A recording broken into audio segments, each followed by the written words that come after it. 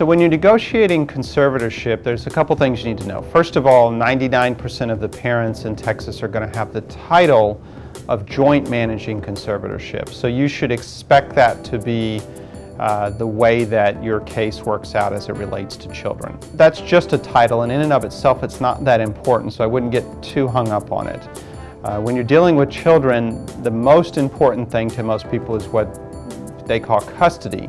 We don't actually have that term in Texas, but it's part of conservatorship, and it's called the right to establish a residence of the child. It basically says what's going to be the main home of the child. And that is usually not very difficult to figure out. That's usually a question of which parent's been the primary caretaker of the kids over the past year or two. That's, if you've got a stay-at-home mom, then it's probably her. If it's got a stay-at-home dad, it's probably him. If you've got one person that works a lot, it's probably not them. The more important part of that for most people is, where is the child going to live?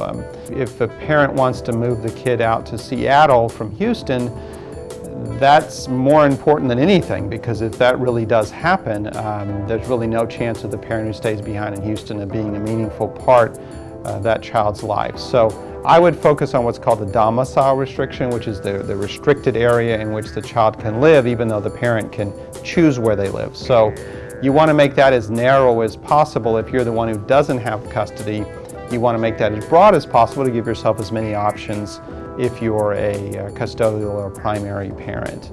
That's very important. I think that also parents fight a lot about the medical decision making, and it doesn't really make a lot of sense. As a practical matter, there's very, very few examples of where you're really going to have a dispute with the other parent about medical decision making.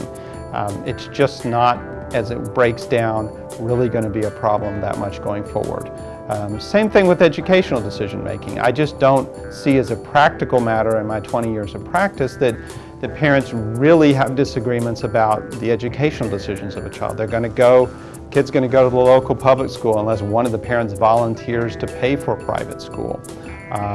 If the school teacher says the child needs a remedial class, well, then they're going to go to a remedial class. There's not that much to argue about typically. So I wouldn't spend too much time arguing over those features. I think the real important thing is the right to establish a residence and then where that domicile is when it comes to conservatorship.